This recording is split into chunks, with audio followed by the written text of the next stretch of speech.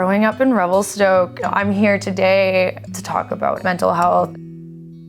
I went to rehab in 2017, and that's where my journey kind of started.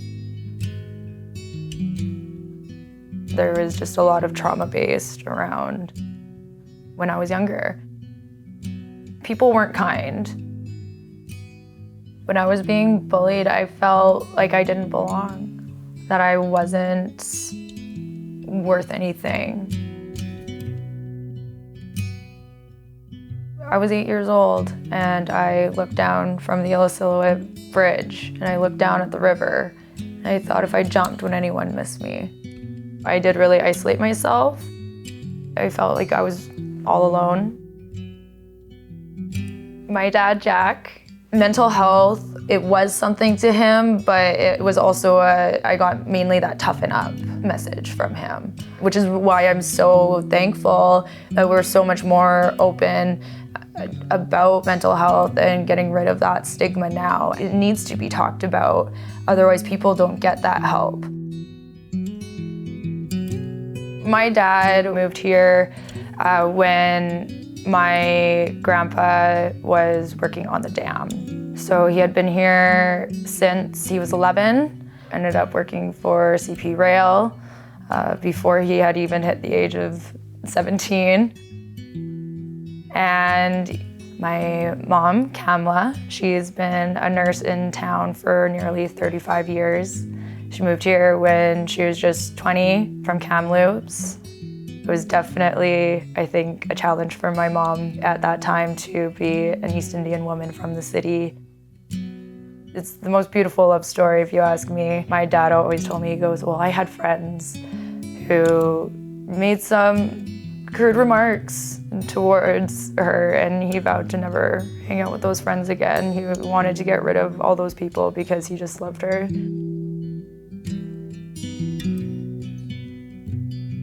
A lot of the issues that came about from the bullying when I was younger, they created this broken foundation. And so I was an alcoholic, as well as later on I was a cocaine addict.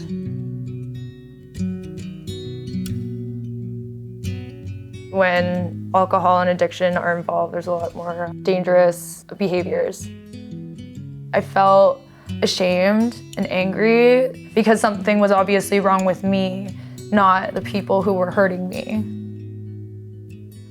It was hard, but of course, being a teenager too, and not trusting anyone and not having worth in myself, I took that out on everyone else.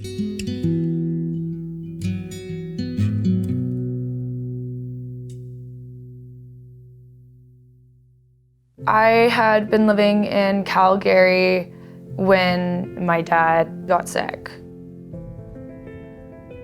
So he ended up with a tumor in his left lung. The front part was the size of a fist and the back piece was the size of a golf ball.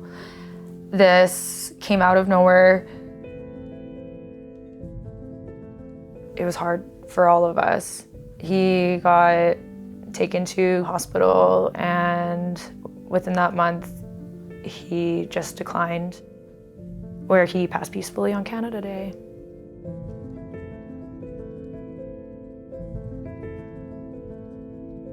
It was one of the hardest things I had to see. I'll always remember that day.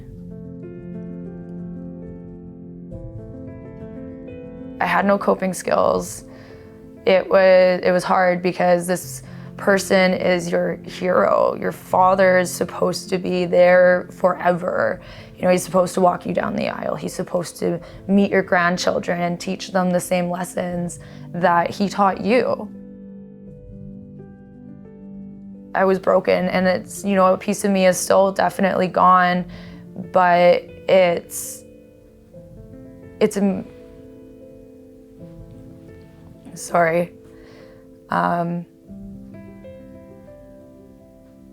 just really important to me now that I honor him by being better rather than, you know, feeling sorry for myself.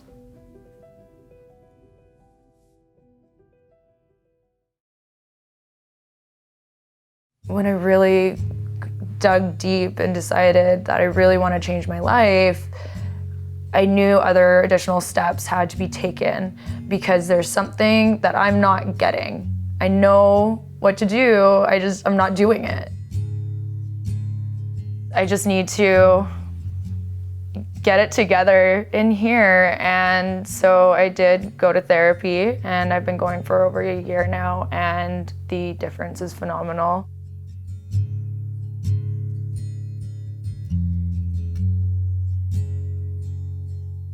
I absolutely love my mother. I wouldn't be where I am right now if it wasn't for her. She never gave up on me, but I was not a very nice person to her. That's what it always is, right? We hurt the ones we love the most. When someone dies suddenly, you want to keep everyone a little closer to you. We've become a lot more close. You know, we're just best friends now. I wouldn't be here if it wasn't for her. You know, getting me the help I needed.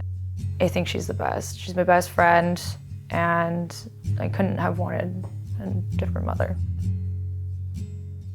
Everyone around who wants to help, they do their best, what they can. I could want to blame people, say, you didn't do this right, you didn't do that right, you know, why weren't you there for me? I wasn't even there for me.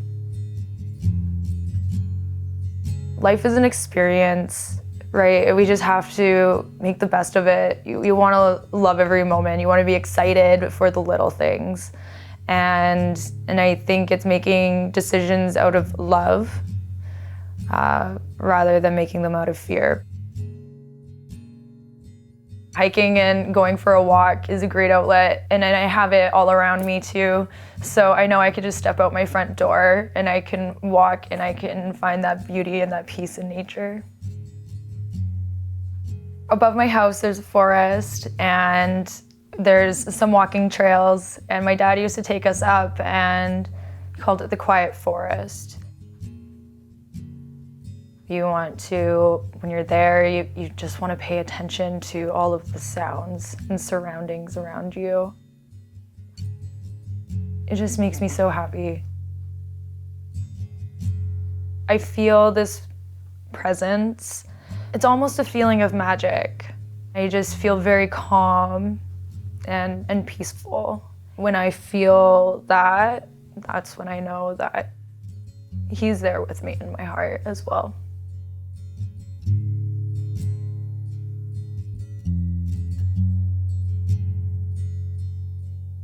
And just being in nature in general is just so good for the soul.